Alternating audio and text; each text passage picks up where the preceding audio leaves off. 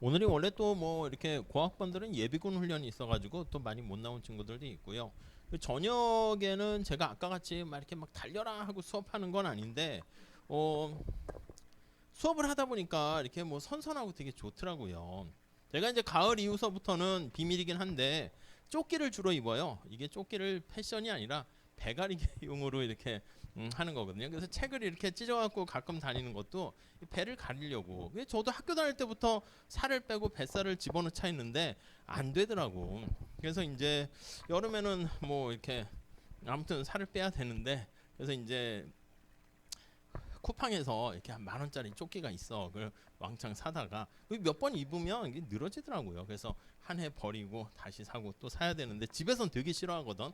조끼 패션을 최악의 패션이라고 생각을 하는데 아까도 수업하는데 할만했어. 근데 갑자기 어느 정도 지나가니까 더워지더라고. 그래서 분명히 선선했는데 여기가 통풍도 잘 안 되고 그런 것 같아가지고 마음속으로는 아이고 되게 더운데 빨리 위에 올라가서 에어컨을 틀고 싶은 마음과 앞에 친구가 되게 열심히 듣는데 저 구석에서 열심히 듣는데 여기 칠판이 절반이 안 보일 텐데 저기서 열심히 앉아서 이렇게 하는 걸 보니까 어떻게 할까 막 다양한 잡스러운 생각이 들어가다가 빨리 쉬어야겠다 그래가지고 한 35분 정도 하고 쉬게 되었는데요.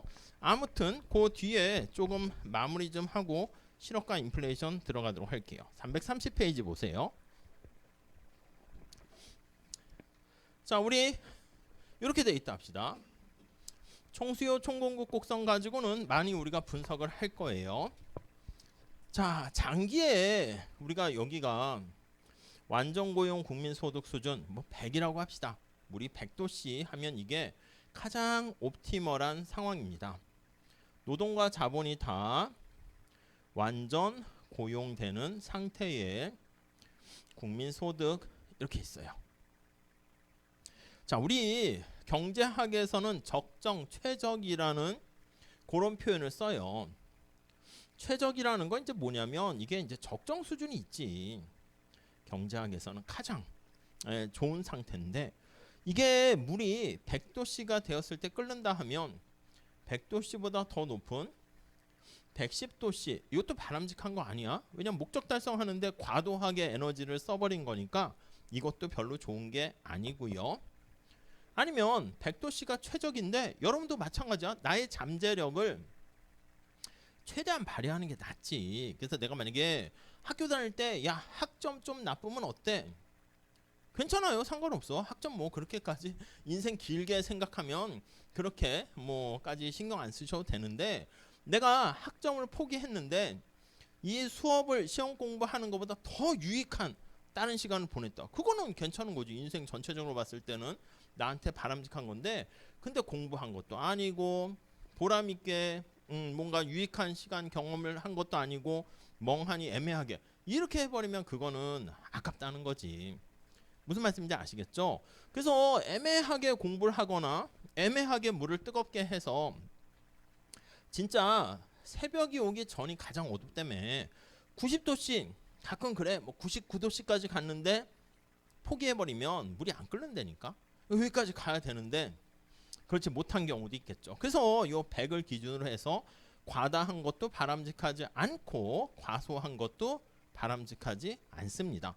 과다하면 뭐가 나쁜데? 뭐가 나쁠까요? 아니 내가 딴 데 쓸 수 있는 에너지를 여기다 너무 많이 쓴 거잖아. 만약에 여러분 우리 모두 대학원에 진학하면 좋습니다. 우리 모두 축구를 하면 좋겠네요 해서 축구를 하거나 아니면 대학원에 진학하면 국가에서 장학금을 준다 할게요.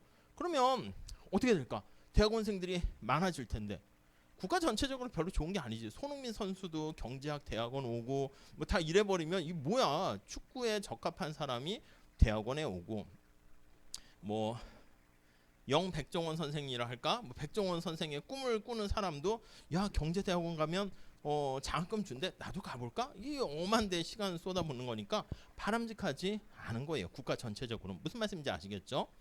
그래서 이게 이제 완전 고용 국민소득에서 실업이 없는 상태. 이게 이제 실업이 없는 게 완전히 그냥 실업이 없는 게 아니라 우리 뒤에 보겠지만 마찰적 실업은 존재하고요. 비자발적 실업이 없는 상태예요.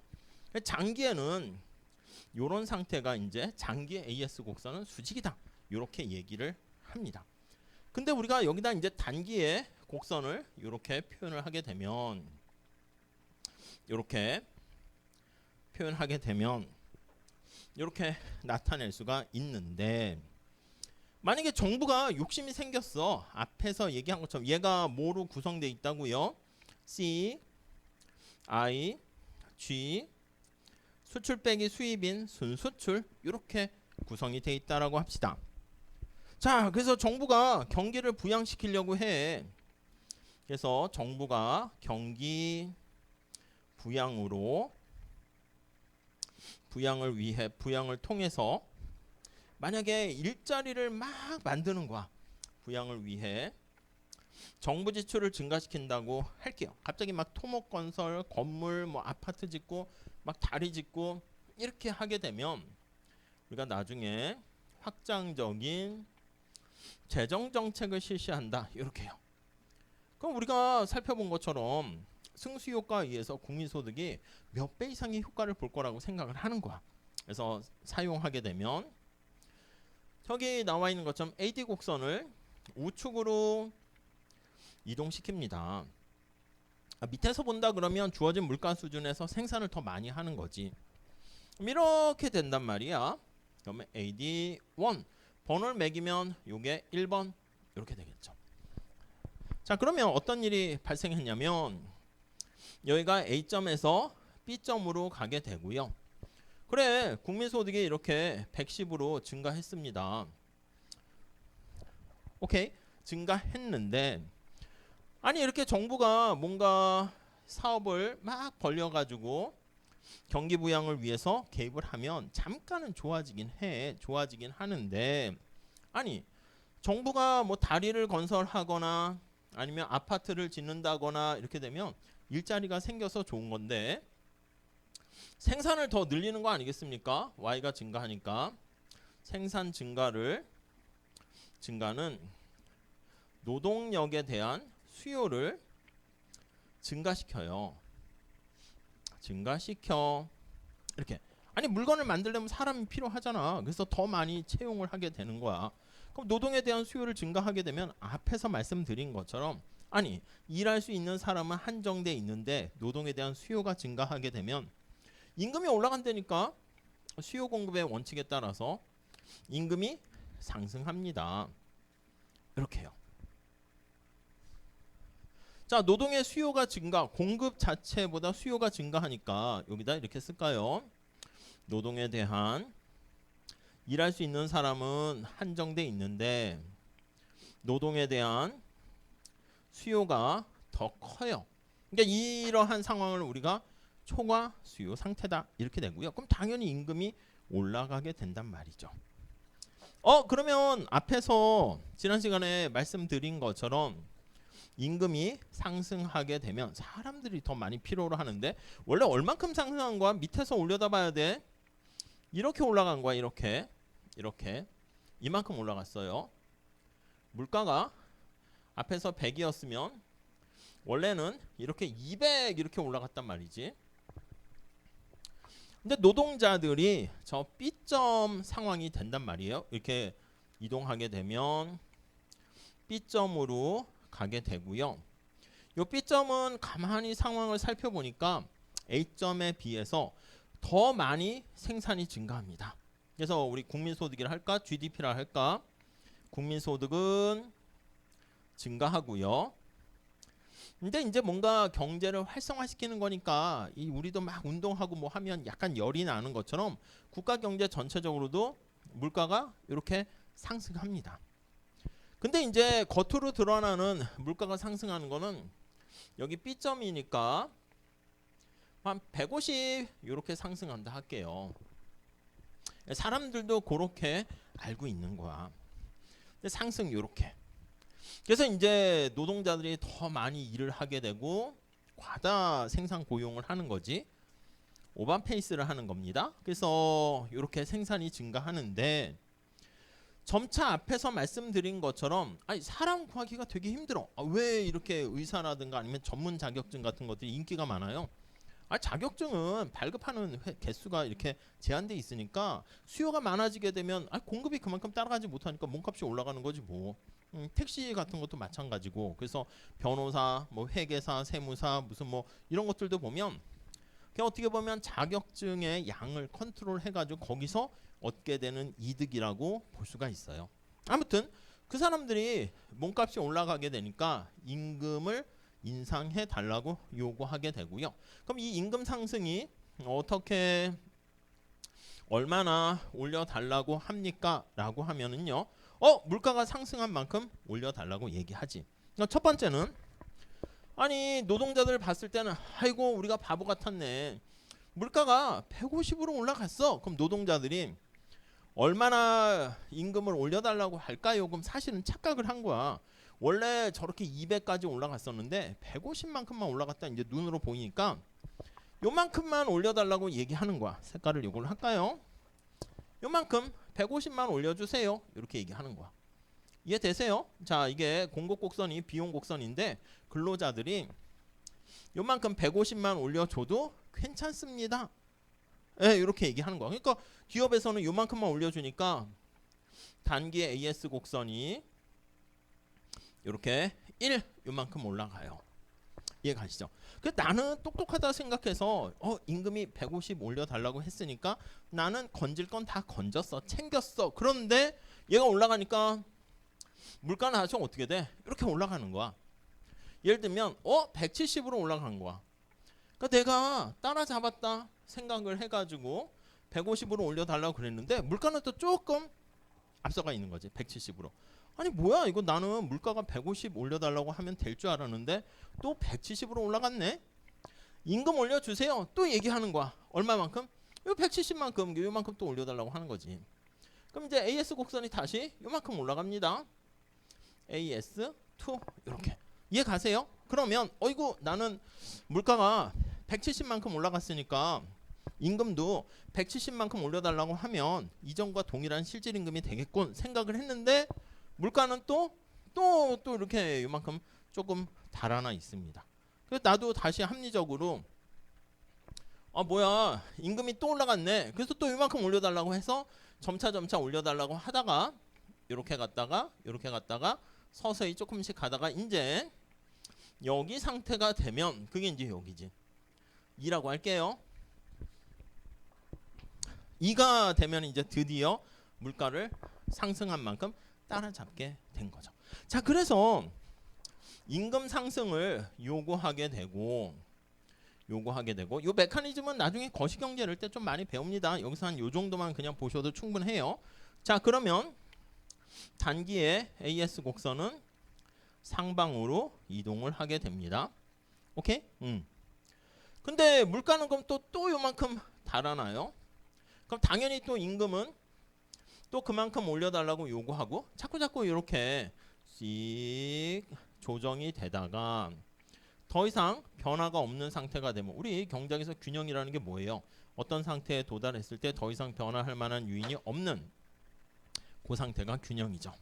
그래서 저 앞에 보시면 이렇게 변화가 되다가 이점에 도달하게 되면 도달시 이게 장기의 균형 상태에 도달하게 되었다라고 얘기를 하게 됩니다. 자, 그러니까 단기에는 앞에서 말씀드린 것처럼 정부가 이렇게 확장적 재정 정책을 실시하면 잠깐은 여기 나와 있는 것처럼 국민소득이 좀 증가합니다.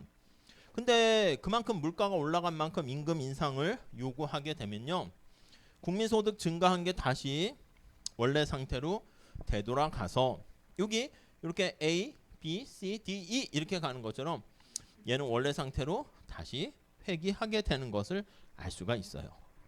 모든 게 그래요. 그래서 여러분들이 생각할 때는 어떤 외부 충격을 딱 줬을 때도요. 그러면 그거에 대한 거를 계속 쏟아부어야지 뭔가 효과가 나타나지. 경제학 공부도 그렇고 다른 것도 그래요. 시간이 지나면 야 내가 말이야 경제학 빡세게 공부해서 경제 원론은 마스터한 것 같아. 졸업한 지 한 10년 지나봐. 아무것도 생각 안 나요. 무슨 말씀인지 아시겠죠? 그러니까 그걸 계속 조금씩 유지를 해야 돼요. 아무튼 장기 균형 상태에 도달하게 되면은 여기 나와 있는 물이 100도씨 최적 수준에 잠깐 넘어갔을 뿐이지 원래 상태로 되돌아온다. 이렇게 보시면 되겠습니다.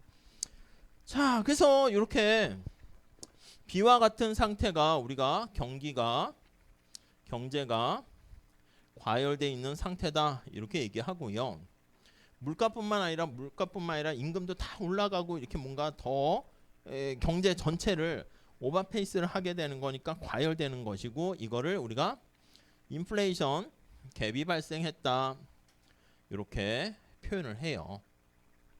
이렇게 밑에 보시면 그래프도 나와 있는데 인플레이션 갭, 디플레이션 갭 나와 있는데 그게 인플레이션 갭이다 라고 보시면 되겠고 반대 상황을 볼게요. 그림이 지저분하니까 새로 한번 그려볼게요. 이렇게 자 경제가 지금 여기가 수요와 공급이 이렇게 있습니다. 여기가 국민소득이 앞에서 말씀드린 것처럼 완전고용 국민소득 100이라고 할게요. 이렇게 돼 있어요. 이유는 모르겠는데 갑자기 여기 우리가 C, I, G 순수출 이렇게 된단 말이지. 아니 근데 우리나라 뭐 삼성에 뭐 삼성전자가 요즘 휘청거린다고 하는데 삼성뿐만 아니라 현대뿐만 아니라 뭔가 뭐 또 트럼프 대통령이 뭐 혹시 돼가지고 뭐 이렇게 수출 수입을 막 억제하고 그러면 이렇게 전쟁 때문에 또 중국과도 이제 무역이 좀 이렇게 차단되고 저기 유럽으로 가는 것도 차단되고 이렇게 되면 수출이 감소하게 되면 미국으로도 이렇게 수출이 잘 안 되고 그럼 대외 의존도가 높은 우리나라 같은 경우는 수출이 감소하면 총수요가 줄어들잖아. 그럼 어떻게 되겠습니까? AD 곡선이 좌측으로 이동한다니까요. 이렇게요. 1번 이렇게 할게요. 이렇게. 자 그러면 여기가 원래 A점인데 B점이 됐어요.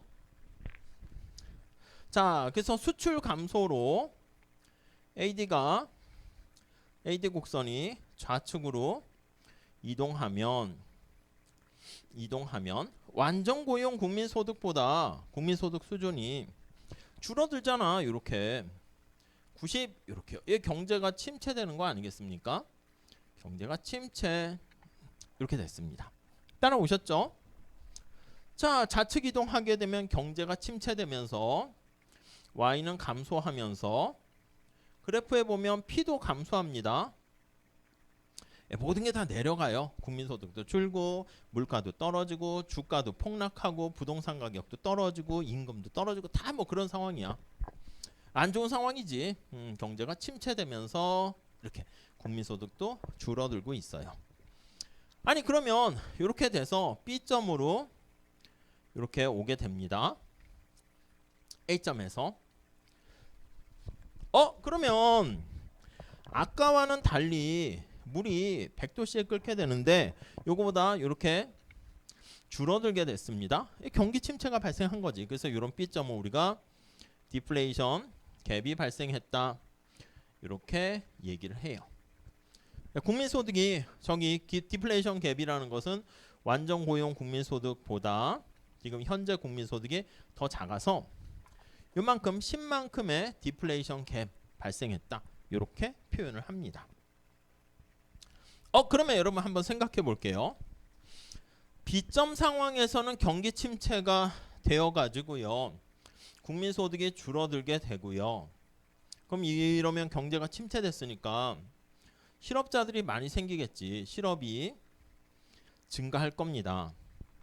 이때는 물가 자체가 올라가지는 않은 거니까 그건 큰 문제가 안 돼요. 근데 실업이 증가하게 되면 많은 뭐 사람들이 힘들어하지 않겠습니까?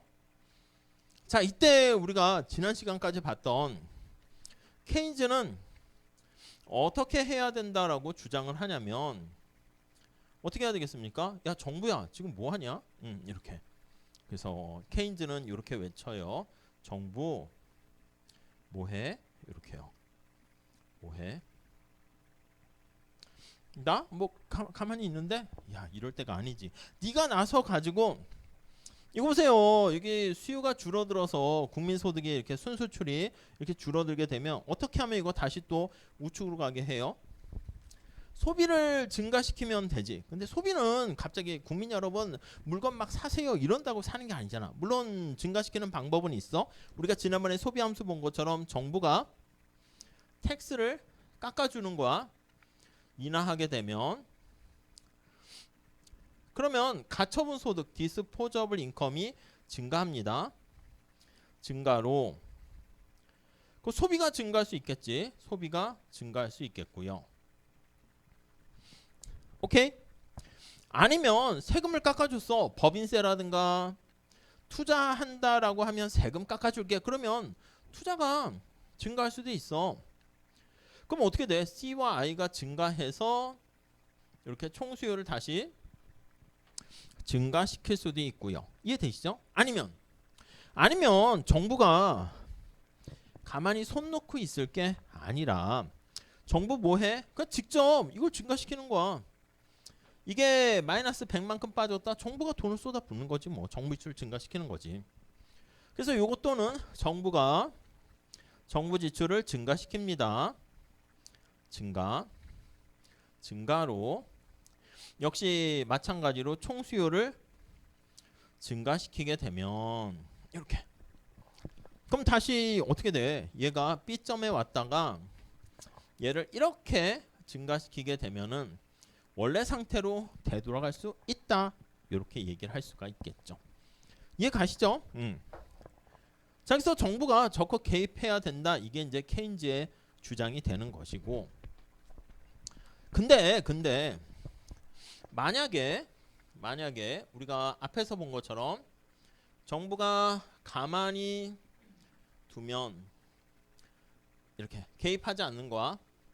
정부의 개입이 없으면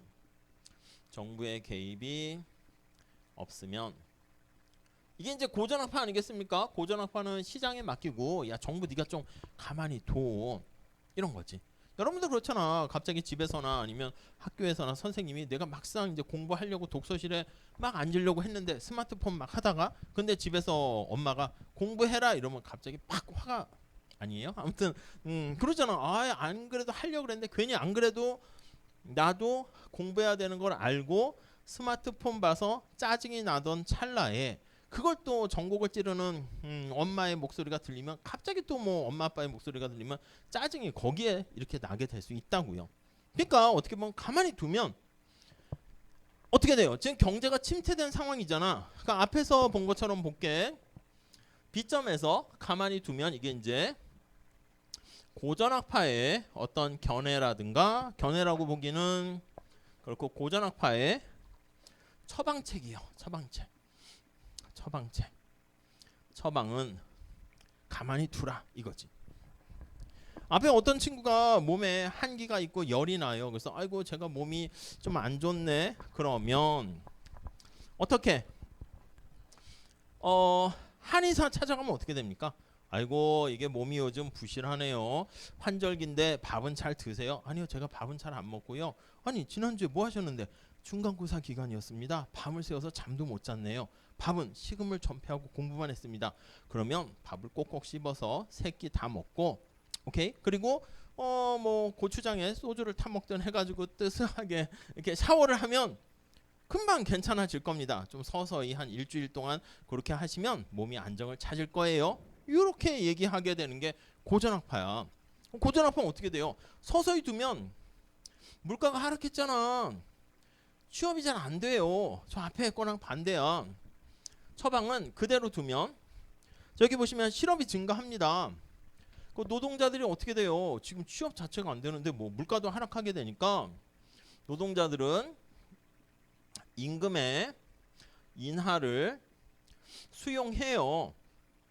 수용 안 할 것도 없지. 물가가 2,000원 하던 게 1,000원으로 하락하면 내가 받는 명목임금이 절반으로 반토막 나도 나의 실질 소득은 변화가 없다라고요. 자 그러면 임금 인하를 수용하게 되면 저기 나와 있는 것처럼 AS 곡선이 하방으로 이동합니다. 이해 가시죠? 그럼 어떻게 돼? 물가가 사실은 여기서 이만큼 내려간 거잖아. 그러니까 여기 보시면 고라고 쓸게요. 여기 AS 곡선이 이렇게 하방으로 이렇게 갔다가 하방으로 얘가 이동하니까 이렇게 가게 되는 걸 알 수가 있어요. 그러면 국민소득은 다시 원래 상태로 가게 되고요. 그래서 Y는 다시 회복됩니다. 100으로 회복되고 오히려 물가는 더 하락하게 돼서 좋은 상태가 되는 거예요. 물가가 상승하는 걸 우리가 인플레이션이라 하죠. 그러니까 고전학파 입장에선 야, 좀 힘들겠지만 시간이 걸리겠지만 좀 참고 이 고통과 인내하는 시간을 갖게 되면은 오히려 너의 뭐 이게 생산성도 다시 회복되면서 물가도 하락하는 좋은 상태가 될 거야. 이렇게 얘기를 하는 거고요. 이게 이제 고전학파의 처방이야. 근데 케인즈 의사님을 만나면 어떻게 돼요? 뭐 약간 서양 의사 뭐 해가지고 저기 갔더니 케인즈가 앉아 있어요. 의사 선생님, 제가요 몸에 열이 나고 몸이 지금 좀 부실하고 등등 이렇습니다. 아, 그렇군요. 지난주에 중간고사 본다고 해가지고 과로를 하셨군요. 근데 어떻게 뭐 딴 일은 없습니까? 했더니 아니요, 제가요 또 시험 공부를 하는데 중간고사 한 과목이 남았습니다. 다음 주에, 이번 주에 봅니다. 그럼 케인즈 의사는 어떻게 할까요? 몸이 중요한 게 아니라 시험이 중요하니까 빨리 주사랑 링게로 맞고 가서 공부하세요. 약간 이런 거야. 그러니까 여기 비의 상황은 느낌이 뭐야? 경제가 침체돼서 국민들이 고통 속에서 이렇게 막 아우성이 들리는 거지. 그럼 그때까지 자, 참고 기다리세요. 오랜 시간이 지나가면 다시 행복한 날이 옵니다. 그럴 시간이 없어. 그러니까 케인즈는 당장 어떻게 이거지 이거. 정부 뭐해? 이렇게.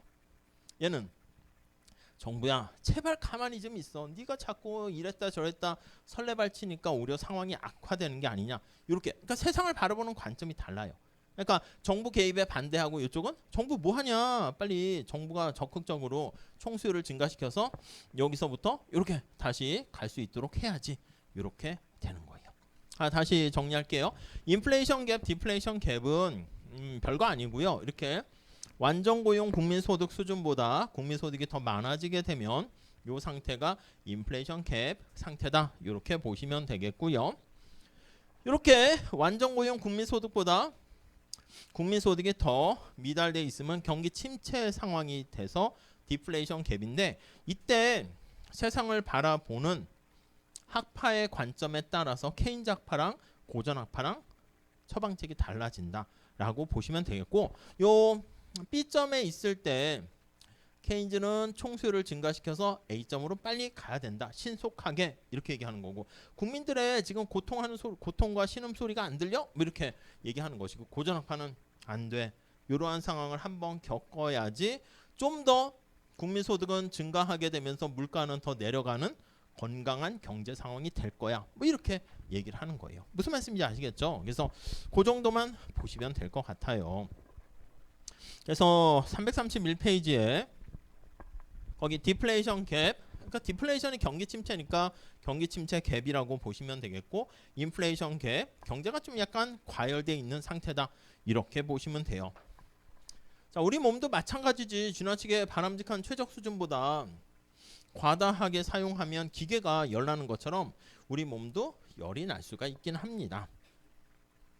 자, 그렇게 그래서 수요 공급 이렇게 변화하게 되면서, 여기는 밑에 나와 있는 그림은 뭐냐면, 아니 여기 뭐 시간을 거기다 표현하면, 아니 여기다 명목국민소득을 놓으면 P라고 했습니다. 아니 근데 이게 장기의 완전고용 국민소득인데, 여러분 어떻게, 여러분들의 잠재력은 태어나면서부터 정해졌을까요? 뭐 그렇게 볼 수도 있지. 일정 부분은 선천적인 측면도 있어요. 그래서 단기의 AS 곡선과 총수요 곡선과 이런 식으로 되는 상태가 될 수 있는데, 지난번에 뭐 허준희 교수인가 그 뭐 노벨 그 경제학상에 노벨상이 비슷한 필즈, 수학에는 노벨상이 없거든요. 그래서 필즈상을 받은 그 교수도 뭐 고등학교 때까지는 뭐 공부에 대해서 그렇게까지 보면은 나 야자 안 할래요. 몸이 좀 그래요. 했더니 안 돼. 해서 이건 내가 다닐 때가 아니군. 해서 뭐 자퇴했다나. 아무튼 뭐 그랬다가 뭐 또 학원에서 재수해 가지고 뭐 서울대학교를 가긴 했는데, 거기 갔어도 내가 뭐 수학 이런 거 재미도 없네. 뭐 약간 이렇게 하다가 대학원에서 모르겠어요. 노벨상 필즈상을 받은 일본의 수학자를 어떻게 대학원에서 만나서, 그때 이제 물론 그 전에도 많은 잠재력과 이런 게 있을 텐데, 이 잠재력을 톡 해서 깨우치는 그런 계기가 있었던 거지. 그렇게 쭉 하다가 그냥 계속 끝날 수도 있었긴 하겠지만, 자, 그래서 이게 잠재력이 언제나 그냥 이렇게 고정된 거는 아닌 것 같아요. 여러분들이 만약에 한 3년 5년 동안 책과 담싸서 글을 안 보면, 예전에 우리 때는 군대 생활을 많이 보통 현역할 때 한 3년 정도 했거든요. 3년 동안 이렇게 뭐 책도 안 보고 거기서 막 하면 몸은 건강해지는데, 그래서 복학을 딱 했는데 글씨를 못 읽더라고. 아니 뭐 제 얘기는 그런 건 아니고 저는 짧게 갔다 오긴 했는데, 이렇게 현역 갔다 온 사람 그래가지고 한 6개월 동안은 방황하거나 당황하기도 해요. 그 많은 분들이 그래요. 그 요즘은 수업을 할 때 교수님들이 PPT나 이런 걸 가지고 하잖아. 그래서 책을 많이 안 보고 이렇게 문장을 잘 안 읽다 보니까 가끔은 이렇게 뭐 대학원을 가거나 이렇게 했을 때, 특히 법학 같은 경우 보면 거기 뭐 아무것도 없어. 그림과 수식도 없고 글자만 쫙 읽게 있으니까 줄을 잘 이렇게 못 읽는 사람들도 꽤 있대. 맨날 PPT나 요약식으로 해서 이렇게 하다 보니까. 아무튼 그렇게 잠재력이 변할 수 있다고. 그래서 만약에 이렇게 있었는데 시간이 흘러가면서 뭔가 잠재력이 변하면 얘가 이제 변하는 거지. 장기 AS 곡선이 이렇게 변화합니다. 변화해서, 아니 얘가 만약에 이렇게 되는 거야. 새로운, 여기가 이제 단기, 그래서 약간 총수요 총공급, 약간 억지스럽긴 하지만 이렇게 새로운 A'이라 할게. 예. 새로운 물가 수준과 새로운 국민 소득, 이게 잠재력이 증가하면서 이렇게 또 다른, 그래서 이제 거기엔 살짝 그런 느낌을 좀 반영하려고 그래프를 그려놨어요. 그래서 각각의 균형점들이 이렇게 변화하는 모습을 이렇게 나타내고 있는데, 장기의 AS 곡선이 이렇게 우측으로 이동할 수도 있어. 아까는 우리 100도씨가 최적이었는데 내가 성장을 하게 되면은 이제 150이라는 150도가 최적이 될 수 있긴 하겠지. 요걸 이제 중심으로 해서 또 성장하면서 점차 밖으로 갈 수 있는, 이게 우리가 지난 챕터에서 본 살짝 경제 성장 아니겠습니까? 완전 고용 국민 소득 수준, 잠재 GDP가 점차 증가하는 거, 그게 이제 성장한다, 이렇게 보시면 되겠습니다. 자, 아무튼 그 정도 봐주시면 될 것 같고요. 그래서 다음 페이지 332페이지 가보시면 총수요 총공급 곡선이 같이 이동하면서, 특히 여기 나와 있는 이게 롱런 장기 AS 곡선이라고 그랬죠. 얘가 이렇게 오른쪽으로 가서 잠재력이 커지게 되면은, 밥도 많이 먹으면 더 많이 먹을 수 있고 술도 그렇고 뭐 다 그런 거 아니겠습니까? 그래서 꾸준한 노력을 통해 가지고 이렇게 잠재력이 커지게 되는 거, 그게 바로 경제가 성장한다, 이렇게 보시면 될 것 같아요. 네, 그렇게 보시죠. 자, 내용들은 그냥 가볍게 보시고요. 자, 우리 이제 중요한 걸 했고요.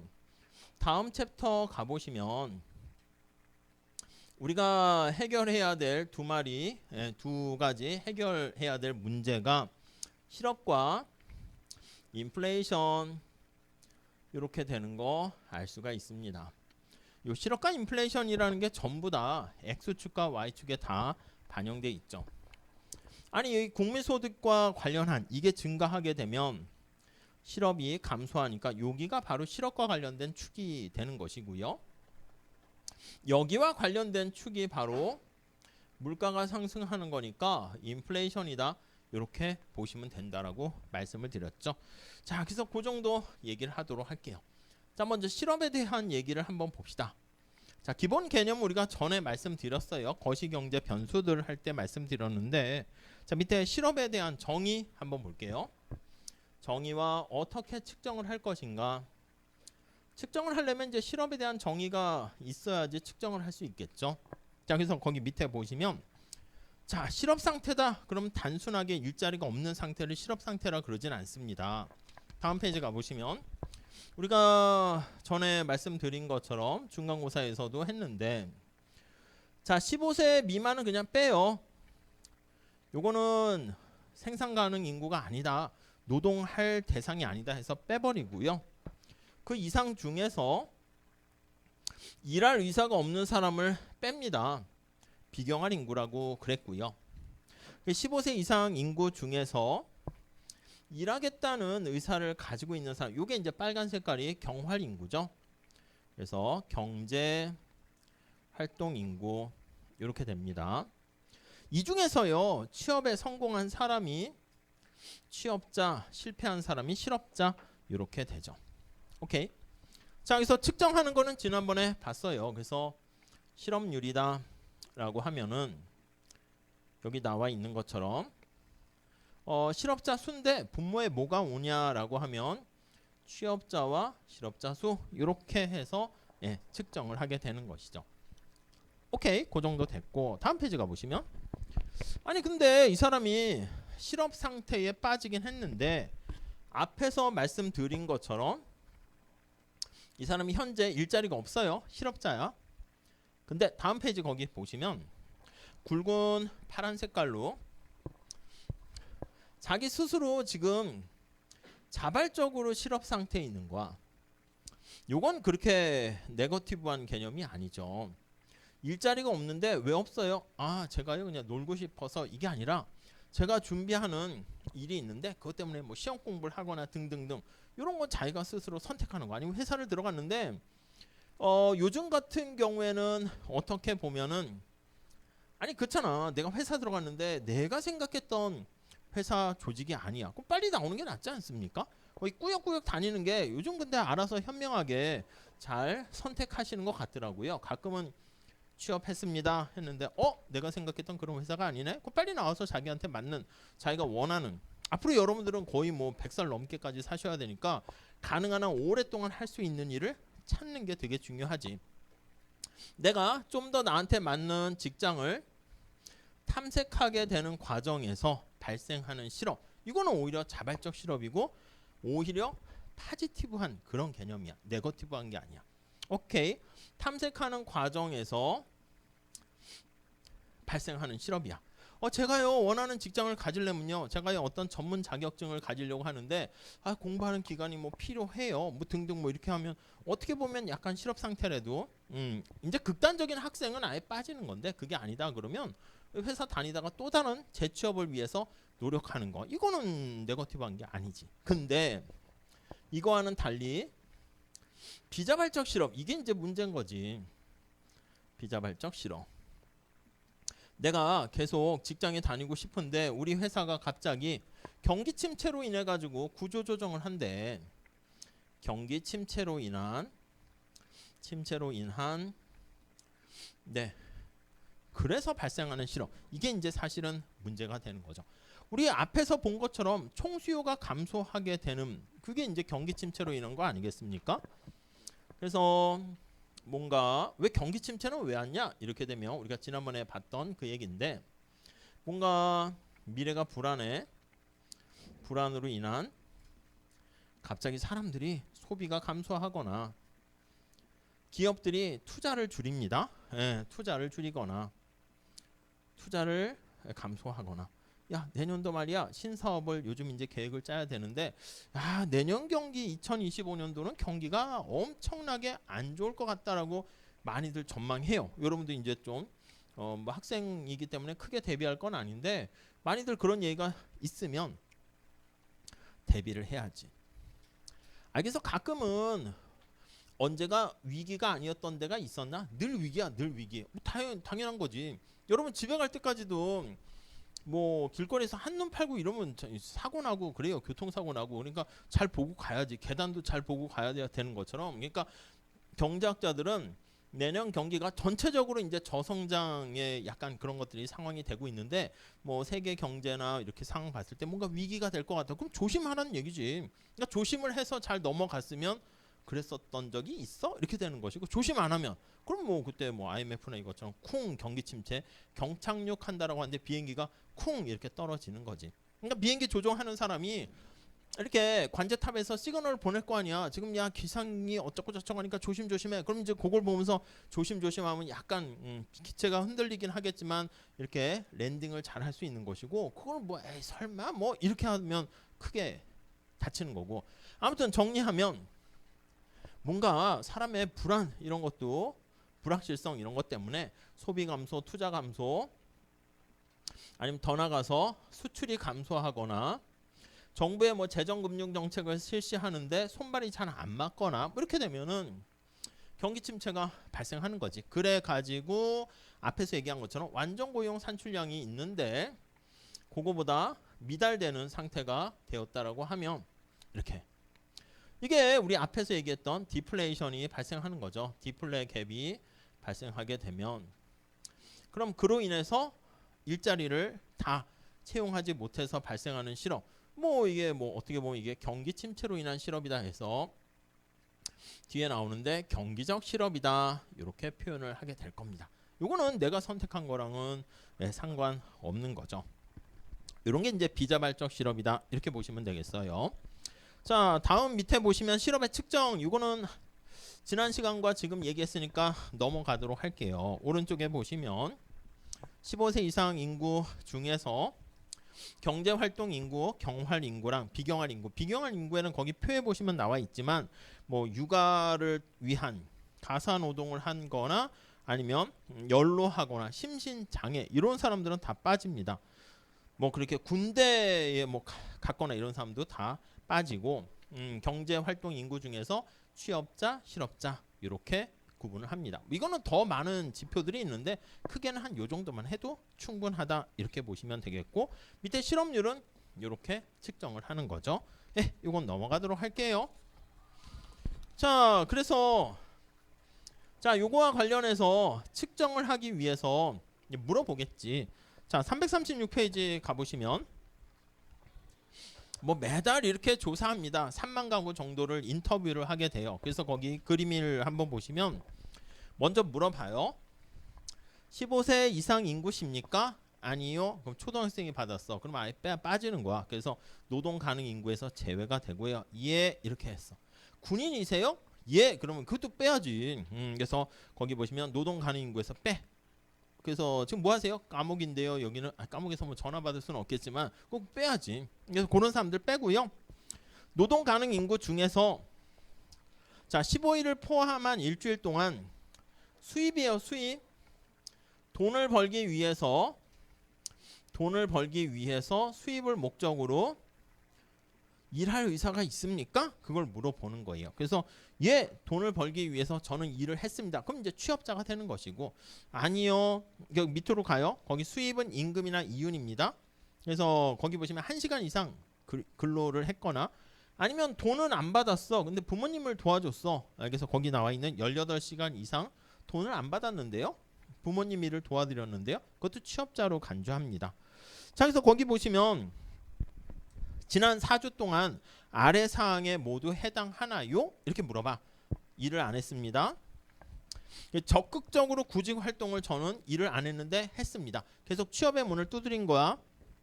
취업하게 되면 저는 당장이라도 일할 의사와 능력이 있습니다. 근데도 못 구했네요. 그럼 이제 실업자에 포함이 되는 거죠. 아시겠죠? 이렇게 해가지고 이제 거기 나와 있는 조사 대상자를 분류해서 이렇게 취업자, 실업자분의 실업자 해가지고 실업률을 측정한다. 이렇게 보시면 되겠습니다. 네, 그 정도 정리하시죠. 자, 그 다음 페이지 가보시면 우리가 지난번에 얘기한 것처럼 실망 실업자라고 있었습니다. 내가 실망이 사회에 실망했는지 자기 자신에게 실망했는지 용기를 상실해가지고요. 직장의 문을 두드릴 용기조차 없어지는 거야. 그래서 그냥 쉬었음 어차피 취업도 안 될 텐데 뭐 그럼 이 밑으로 내려간다니까? 그러면 이렇게 그걸 실망 노동자, 실망 실업자라고 하는데 이유가 이렇게 감소하게 되니까 공식적인 실업률이 이렇게 낮아지게 됩니다. 그래서 다시 살짝 정리하시면 실망 실업자가 존재하게 되면은 실업자의 존재는 공식적인 실업률을 더 낮출 수 있다. 이렇게 보시면 되겠습니다. 오케이, 그 정도 보시고요. 그 다음에 실업의 형태 나와 있는데 살짝 요거는 이제 자발적이냐 그렇지 않냐라고 했는데 그거 외에 다른 형태로 이런 경기적 실업, 경기 침체로 인한 거랑 다른 것들도 한번 살펴보도록 할게요. 자, 그거는 좀 잠깐 쉬었다가 하도록 할게요. 그래서 실업의 형태에서부터 잠깐 쉬었다가 얘기를 진행하도록 하시죠.